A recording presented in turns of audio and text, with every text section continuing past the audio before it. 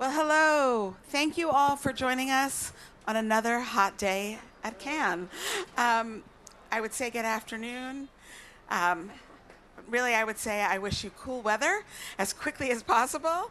I'm Lisa Rosenberg. I'm the Global President of Consumer Brands at Allision Worldwide. And I'm really excited to have you all here for what I know is going to be a fantastic conversation at the World Women Foundation Cannes. Our session today is called Game Changers, How Gen Z Women Are Redefining Sport Culture. Women's sports are experiencing extraordinary momentum right now. And what interests me most isn't simply that it's a story about athletes or leagues. It is a story about culture. Gen Z women are showing up as athletes, as fans, as creators, entrepreneurs, and community builders. They've changed how sports are consumed, how communities are formed, and ultimately how culture itself is shaped. I'm fortunate today to be joined by three fantastic women who bring very different perspectives to the conversation. And rather than read you lengthy bios, I'm going to ask each of them to introduce themselves, give a brief overview of what they do and what role sport has played in their own life and career. And we'll start with you, Madison. Hi, I'm Madison e.l.f. I am a former Division I and professional tennis player turned into content creator and private tennis coach. So I would say I'm very involved in the sports space. I played tennis my entire life, and sports has completely shifted the way I live my life in my workspace, in the way I treat my mental and physical health, in the way I do content creation now, and being in this space, in this industry now. It's the way that I function in sports is transferred into content creation, and I would not be where I am and I wouldn't be who I am without sports. So for me, it's pretty much everything. Sports is pretty much everything and has been everything my entire life. So Awesome. Let's just pass the mic down the line. We'll go to Laurie. Hi, everyone. I'm Laurie Lam. I'm the Chief Brand Officer at e.l.f. Cosmetics, part of a portfolio of e.l.f. Beauty, which is a multi-branded global portfolio of brands that include our namesake brands, e.l.f. Cosmetics, e.l.f. Skin, Naturium, Well People, and Rhode more recently. Within this brands, I would say my history with sports is I was very fortunate enough to grow up 2 blocks away from a park. So my parents oftentimes, when they wouldn't be able to find me, they'd be like, "Where is she?" And I would be on the basketball courts, although that didn't really reflect in my height now. They would find me there on the courts just playing either that or handball. So sports has always been part of my life, and I eventually, when I went into school, track and field became my thing. So very integrated in that, and now I'm really happy to be raising 2 alpha girls and 2 aspiring volleyball and tennis players. Oh, wow. Amazing. My name's Carly Gomez. I am the Chief Marketing Officer at Crocs. For those of you who don't know, Crocs makes amazing shoes, molded footwear, really thinking about like molded innovation and how we move forward. And similar to Laurie and Madison, sports has really been a part of my life since I was a kid. I grew up playing sports, soccer, field hockey, kind of always out, always playing. I think the most important thing for me is how I learned about community, kind of coming together as a team to win, and also about leadership. Somebody recently asked me about, is leadership something that I learned or was it innately in me?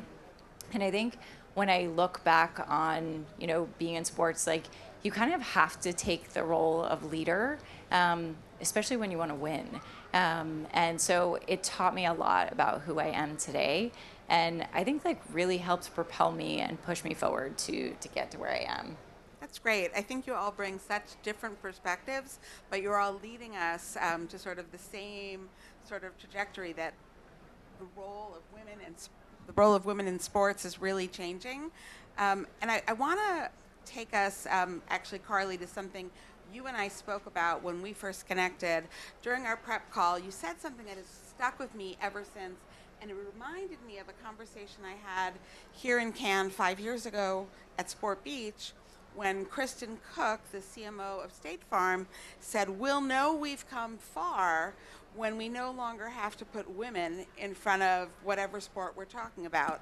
And you said to me, you were sharing a story of soccer in Denver, and you said increasingly people aren't going to a women's soccer game, they're going to a soccer game. And so I wanted to ask you to expand upon that. What does that say about where we are and how quickly in sort of a microcosm we've come? Yeah, it's pretty incredible. So I was telling Lisa, the Denver Summit, which is the women's soccer team, filled Mile High Stadium. So 63,000 people came to see the women's soccer team. And, you know, everybody that I talked to was like, I just went to see amazing soccer. Like, I went to see amazing soccer players. And I think that's the evolution we're starting to see. When you start getting into and understanding the fan base of women's sports, you start to find out that it's not women that are watching, or not just women that are watching it. You know, it's young men, young women, like little kids, like everybody is just immersed in the sport. And the athletes are really showing up in a really powerful way. You know, you're starting to see, you know, athletes as influencers. And, you know, one of the things that actually stuck with me, I met with the summit recently, and one of the women who plays, I believe was born, her arm stops at her elbow. And every game she goes and finds a little girl in the stands who is like her and makes them take a picture together, and they raise their arm together. And it just like stuck with me as like what an influence this woman is, just like empowering, you know, little girls in the stadium. And I think like that's changing the conversation, but it's also really inspiring like millions of people to just be like, I like sports and these women are badass and I want to go watch them play. I think that's great. I mean, you know, Madison, I want to turn to you. Carly, you know, described sort of a shift in how audiences are thinking about sports. In your role and your world, you know, you see this from the perspective of a creator and a coach, and you're interacting with young women every day. So what feels different from your perspective at this moment compared to when you were growing up as an athlete? Oh, I mean, it is completely shifted from when I was growing up playing tennis to where we are now with women in sports. I mean, I feel like you grow up and it was always, I'm going to a women's match. It was always talked about women's tennis, and it was always talked about very differently than just going to a tennis match. So I really resonate with that whole soccer game. And I also really think women in general women athletes, professional athletes, are doing a really great job at marketing themselves as normal people online. And that's allowing the fans to come into these like sporting events and feel really connected to all these players in such a different way than we've ever had before in sports.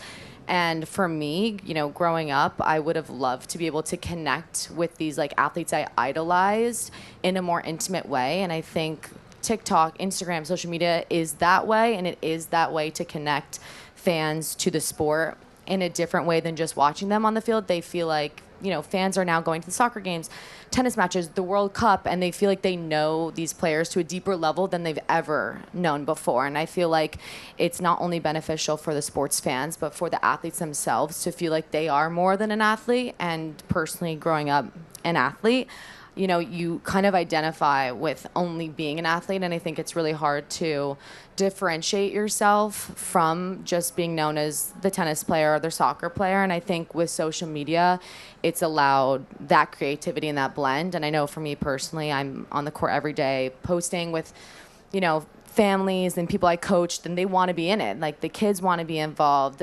Women that I coach are obsessed with it, and they love the blend of being able to like connect with me, or I'm playing with them like, oh my God, I saw you at the event last night. Like, how did that look? It's like, it's created such a bigger community on and off the court. And I think that has created such a shift in women's sports specifically in the past like 15 years, and especially the past 5 to 10. That's really interesting. I mean, when you think just in general about what social media has done in terms of creating access for fans to players or teams that they admire, I was told just last week that I am in a parasocial relationship with the Knicks because I do believe they are all my friends. Yeah. They may not know I OG went to college with me. Oh, we have to talk about that. Yeah. We're going to shift gears. Laurie, I wanna talk about e.l.f. When I think about how e.l.f. as a brand has really been in the women's sports space longer than so many others, long before anybody thought it was cool or that it was worthwhile. And I wanted to know, or if you could share with the audience, what you were seeing that convinced you that this was the right place for the brand to show up. Yeah, it was really simple. I mean, it actually goes back to who e.l.f. is at its core, which is, one of our big pieces. Our mission is actually to democratize and make the best of beauty accessible to every eye, lip, and face. Along that line, our message of democratizing access expanded to democratizing access. And that democratizing access, you can fill in the rest of the line. So democratizing access to boardrooms, democratizing access to playing fields. And playing fields was a big part for us because if you think about what our brand is rooted around, it's about disrupting norms, shaping community, shaping culture, and connecting communities around this realm of positivity, inclusivity, and accessibility. And we think about that self-expression and the ability to actually pick others up along with you. This notion that we learned was that by the age of 14, girls actually drop out at double the rate of boys. And they drop out because there's a lack of support. They drop out because of obviously their bodies are changing and things of that nature that are not being recognized when you have a male coach or you're playing in a male-dominated field. So how do you change that? So it's democratizing access, but leveling the playing field so it allows others to come to it. The other one that it ties to that I'll share with this room is that we also learned that 94% of C-suite executives have played a sport professionally. And so if you want to see a different type of future for these girls, you've got to keep them in the game. So it really comes down to a mission-based, if you will, notion of making sure that there's room for everyone. I love that. And actually, you didn't share the boardroom statistic with me when we spoke earlier. And I know how much work you've done to democratize the boardroom. And that's just so fascinating when you think about, what used to be called an old boys club. Right. And, making it No equal playing field. I think that is fantastic. Right. Even the term, I think, women's sports, right? I mean, right now there's a lot of focus on that, but it's sports, period. Not women's sports, men's sports. And we actually found that men actually consume more women's sports than actually women actually do. So I think this is a really shifting tides time for all of us. That's excellent. I'm going to shift us to focus specifically on the Gen Z audience. And Madison, since you are a resident Gen Zer, we will start with you. And I'm just curious, how do you think women are engaging with sports differently? Gen Z women are engaging differently than previous generations. I know you spoke a little bit about social media, but what else is sort of driving that dynamic in your perspective? I mean, of course, I think the social media is a huge driving factor in the marketing for sure, but I also think that these Gen Z girls are really big on feeling like they know someone. I feel like the sense of community is really big for Gen Z, and if you can feel connected to them, whether that's through a piece of clothing or makeup and all these other things that, Gen Z girls love, and they love to be a part of something and feel that they're a part of something exclusive and cute and fun and girly. And I think that's very different than what I had growing up. I mean, even it's shifted in the past even 10 years. I mean, growing up, for me, I didn't have this social media,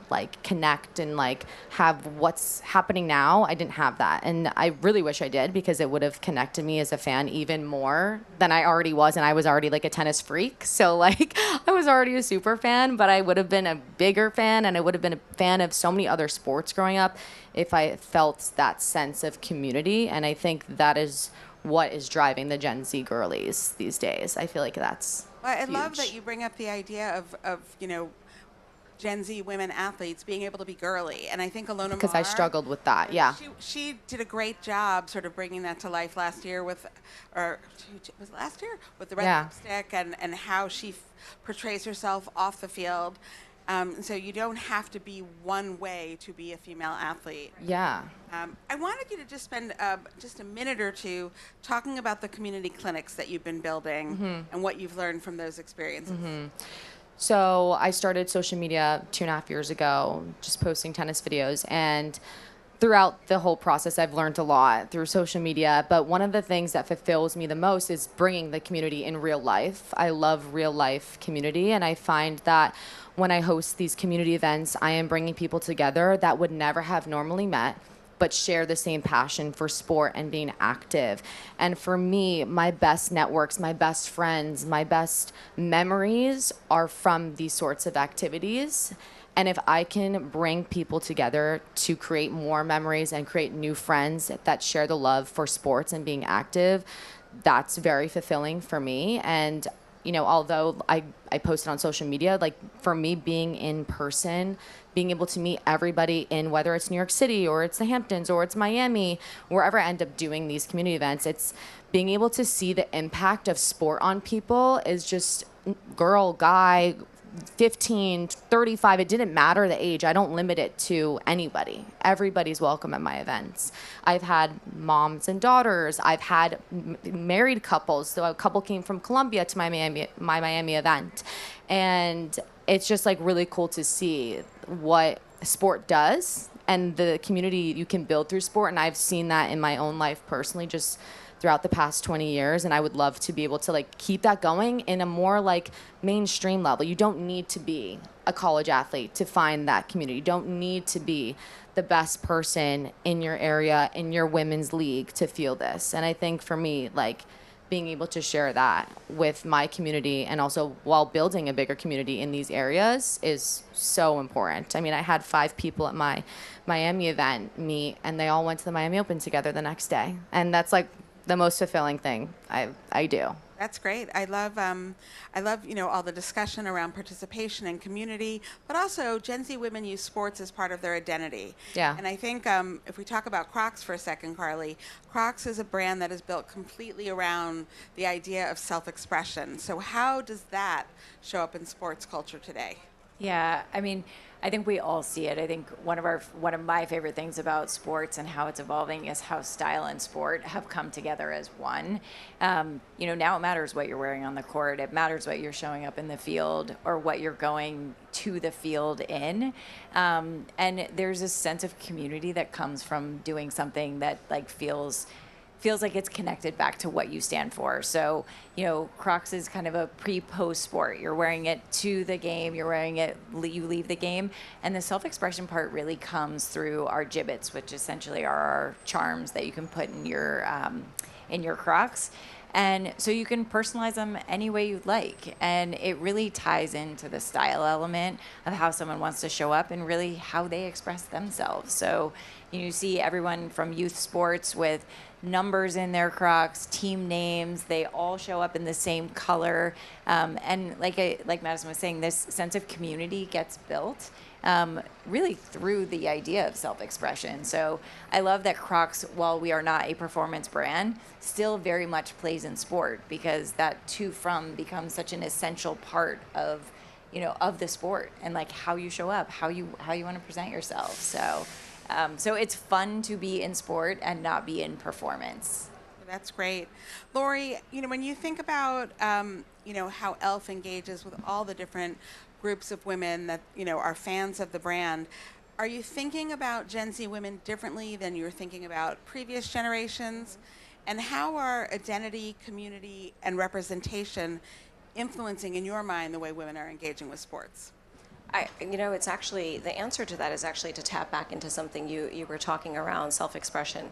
Because I do think there's a stigma that if you're a sports girly, right, or if you're a sports athlete and you're a woman, that you can't be girly or you can't actually own your identity. And I think this is one of the things that we like to defy those labels that are being actually placed on individuals, because you can still be yourself and you can still be a badass on the court. And, when you think about this, one of the examples I can bring to mind is Flo J. Johnson, who we actually just, obviously she was one of the NBA MVP picks, but we worked with her because we found out that not only is she a multi-hyphenate and ridiculously talented on the court, but also a rapper and also an entrepreneur, but she has this sense of, I know who I am, and I'm not afraid to be myself on the court. And when you see that, she's like, yeah, lip gloss is part of my routine. And she's owning it and she's allowing her identity to shine through. I think the answer actually thereby lies in the fact that self-expression isn't limited, right? Even the to from with the gibbets, that you have an ability to say, I'm part of a team, but I'm also I myself as an individual. And I think that's a beautiful thing to say. And you certainly see that. I think Gen Z is leading the way. And I think they are, just like many things, they are influencing the other generations to say it's okay to be unapologetically yourself. I love that. And I think you guys have done a great job of being more than just a brand that comes in and sponsors a sport. You know, you expand access or opportunity. You already spoke a little bit about how you democratize access and all that the brand does. And I know you have many stories of what you've done to show up for the community. Maybe you can share just one more with the audience, because the work is so good. I think the work is very broad, and it's intentionally very broad, because what you want to do is, with, you know, whether it's a trailblazer we're working with, such as the Billie Jean Cup, and or it's working with the NWSL or the THWL or PWHL, or working with a wrestling league in Missouri, which we found that actually is bringing back the word Wonder Woman. This wrestling, you know, in high school, it's actually one of the fastest growing sports, but again, it seems to be one where, you know, you're on the mat or you're off the mat, there's really not enough supporters, and e.l.f. actually came in to step in to do that. So whether it's a trailblazer, whether it's a big team, whether it's these individuals that are just shaping the course of what sports fandom looks like, this is an opportunity for us to lean in. And what we like to do is lean in the areas where we actually see that the girls need support, right? And they actually need that voice, and they need someone to be an advocate for them. So I think that's a beautiful place to put, to say, we're not going to box you in here. In fact, e.l.f., because we've been democratizing access to playing and leveling playing fields for so long, it actually is very authentic for us to play in this area. You know, and other brands, it's a really beautiful thing to see actually more brands come into this space. That's great. You know, I guess I'm going to ask each of you, what have you seen where a brand has actually, you know, gotten it wrong, where it feels inauthentic, where it feels transactional, where it doesn't really feel, and you don't have to call out a brand, but I'm just looking for an example or two of what we shouldn't be doing at this stage in the game. I'll take it since I have the mic. One of the things I think that we typically don't do, I think everyone who works at e.l.f. feels an allergy to a logo slap. And I say this because you don't actually feel with your wallet in this case, you actually want to feel with your heart. And when you actually are coming in to realize what is the problem that I'm trying to solve here, that's where I think some people can fall down, is if you think that this isn't a partnership that actually authentically reflects your brand, so that when people actually do see your brand there, they're like, yeah, this makes total sense for e.l.f. to be in this space. Yeah, so I would say, as like someone who is in sports and a creator, I find that when a brand isn't willing to hear your viewpoints, or as a creator, just being able to create in my own way with a brand, whether that's, I do a lot of ads and filming on the court, so I know what I need to get, I know what shots I need to hit, I know like what I need to do, and I don't think, sometimes I feel like when you're working with brands, they're not fully understanding of like that on-court aspect, that athlete aspect of what I'm doing. And like you said, like throwing a logo on something isn't going to just cut it. It's being able to connect with that athlete that you're working with, to be able to make them feel like they are them. I mean, I grew up tailoring every one of my tennis team's outfits to make it feel very like me and like unique, and I always wore makeup on the court, and there were so many things that I did differently, but they felt very me, and I still want to always feel that way now working as a creator in sports. So for me, feeling like I have my own way of doing it, and I feel like I could connect with the brand authentically, and we come together and we work together in a way that feels really true to them and true to me, is the best blend. And that's what I look for when I'm doing work in this space now, is I try to only work with brands that really like feel authentic. Otherwise, what's the point? You know? Well said. Carly, anything to add on that topic? They both took the both answers that I had. But the only thing that I would add on the note of authenticity is, like, brands need to really understand who they are and where they play. Yeah. So, you know, when I talked about Crocs being in sports but not in performance, we have to really understand, like, what is our place in sport and how do we show up in a way that doesn't feel forced. And I think a logo slap or inauthenticity with working with a creator that you push to do something, like, people can sniff that out really fast. And so for us, you know, it's really understanding what's happening, what is happening in sports. And, you know, one of the things for us is recovery is becoming such a big part of the story. And, you know, where I don't know, 10, 15 years ago, it was frowned upon to talk about taking a break or, focusing on recovery or doing things. Now it's a part of the overall like regimen of staying at the top of your game. And that's a space that Crocs can authentically fit into. We have recovery products. And so that's where we lean in because it feels like a space that we can own. And when I see brands jumping in and doing something in a space that they have no business being in, you immediately are like, that's kind of odd. I mean, that's like the kiss of death in any industry. Exactly. So, really well said. I'm going to fast forward us. So we've been talking about everything we've all been doing and taking a look back. Fast forward 5 years. What do you think is the one change we're going to see in sports culture that we're not talking about enough today? Anyone have a thought? I think it's the element of where we can drop the word women's from sports. That's what I said earlier. I don't know. Yeah, I would say that, and also, I would say the women's sports thing is a big thing. I still hear it. I do. It's definitely changed. But I also think the talking back to Gen Z influences other Gen Z. Like, let's talk about Crocs. So you go to a sporting game, you see your teammate walking in with the coolest Crocs. Your teammate's like, where'd you get those, She's like, Crocs. The next day, that girl has the Crocs, right? Like, the whole Gen Z world with sports is going to be even crazier than what it is now.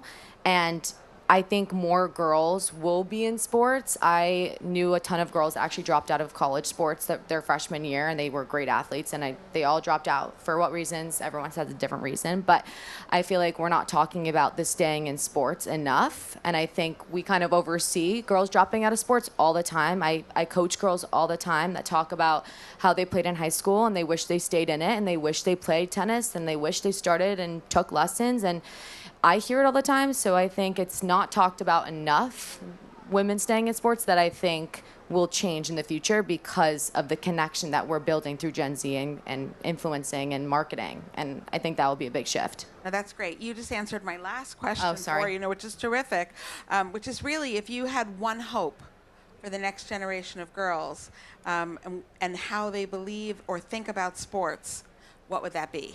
And so I think girls in sports struggle mentally with confidence. I think confidence is really, I think you can fake it, but I think it's really hard to be 110% confident. And I think my hope for women in sports is to feel very themselves in sports. I never let that define me. I always got made fun of for certain things. Wearing makeup in high school was not a thing, and I always did.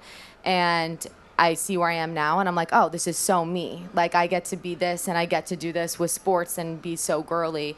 And something I always tell my little girls that I coach is like, you do you. You want to wear that? Like, you want to wear the long shorts? Wear the long shorts. You want to wear this? Do that. Like, I just really hope women in sports are confident and do not let anyone tell you to quit. I mean, you can have coaches in your ear telling you different things. I almost quit, and I'm so glad I didn't. So for me, confidence and staying in the game is like my number one hope for sports, especially for women. great.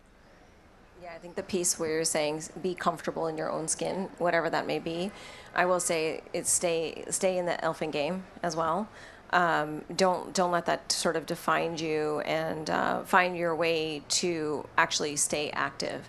I think that's a really big piece of helping girls and recognizing that this is your sport. You have a place here too, and you can own it. That's great. Yeah, what I would build on is just to say, as sports continues to evolve, it will become more accessible and more approachable for women or young women, and I think that's amazing. I actually also didn't know the stat of C-suite and the connection with sport, but it makes perfect sense knowing the things that you learn in sport and, like I said at the beginning, like the leadership skills that you really get, and how I actually go back to those so often, in the day-to-day. And also like the grit and determination that you get, and just that desire to keep going and keep pushing forward. All of those skills are things that I use every day. So if sports becomes more accessible and people have the confidence to stay in it, I think like then what we see as a knockdown effect is more women in more women in leadership roles. And like, if that's what sports enables, like that will be an amazing thing. So, I hope that the conversation 10 years looks like, man, look at all these badass women who have just like made their way into the corporate, into the corporate setting and are like running the world. All right, so 2036, we'll regroup here. So, I just thought I'll wrap us up with a couple of key takeaways. I think, you all shared really interesting perspectives. And if one thing is clear, it's that, women and Gen Z women in particular are not simply participants in sport culture anymore. They are helping to shape it. They're redefining what it means to be a fan, to be a player, to be part of a community. They're influencing culture and expanding what's possible, both on and off the field. And for brands, the opportunity isn't simply to sponsor that moment. It is really to understand, to contribute, and to earn your place in. So with that, I want to thank you all for joining us, braving the heat. I appreciate you all, and to badass female athletes. Thank you. Thank you. Thank you.